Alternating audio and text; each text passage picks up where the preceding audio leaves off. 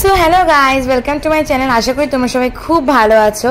তো দেখো, আমি একটা নতুন ব্লগ নিয়ে চলে এসেছি। তুমি দেখতেই পাচ্ছ আমি এখন অটোতে, আর আমি যাচ্ছি আমার দিদুন বাড়ি।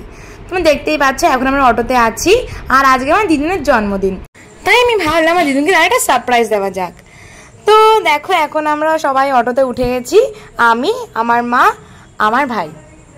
তো দেখো আমরা যেহেতু দুপুরে লাঞ্চ করছিলাম, বিকালের থেকে আমাদের খিদে পেয়েছিল, তাই আমরা দেখো সুন্দর দেখে একটা লস্যি নিয়ে নিয়েছি, যেটা খেতে খুব সুন্দর ছিল। তো দেখো এখন আমরা ট্রেনে উঠে গেছি, তুমি দেখতেই পাচ্ছ। তো দেখো আজকে ট্রেনটা অনেক কম ভিড় ছিল, তাই আজকে আমরা বসার জায়গা পেয়ে গেছিলাম। তো দেখো আমার ভাই রাগ করেছে, কারণ ওকে ঘড়ি কিনে দেওয়া হয়নি ওর জন্যে।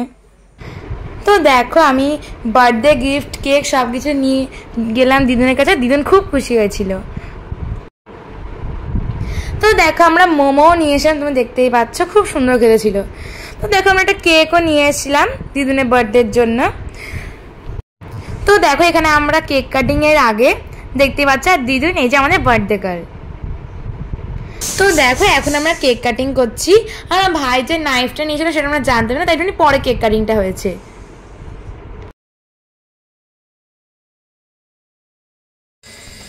তো দেখো আজ আমার দিদুন বাড়িতে কষা মাংস হয়েছিল।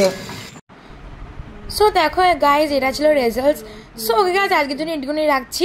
আমি পরে আবার অনেক ব্লগস নিয়ে আসবো, তাই আজকের জন্য বাই।